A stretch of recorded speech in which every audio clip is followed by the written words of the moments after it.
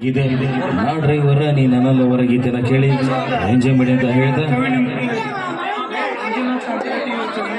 ಮಂಜುನಾಥ್ ಅಂತರ್ಗಟ್ಟಿ ಇವರ ಸವಿ ನೆನಪಿನಲ್ಲಿ ಈ ಒಂದು ಗೀತೆಯನ್ನು ಪ್ರಸ್ತುತಪಡಿಸ್ತೀವಿ. ಈ ಒಂದು ಗೀತೆ ಆದ ನಂತರ ನಮ್ಮ ಕಾರ್ಯಕ್ರಮಕ್ಕೆ ವಿರಾಮ ಹೇಳ್ತೀವಿ ಅಂತ ಹೇಳ್ತಾ ಈ ಒಂದು ಕಾರ್ಯಕ್ರಮದ ಕೊನೆಗಿದೆ.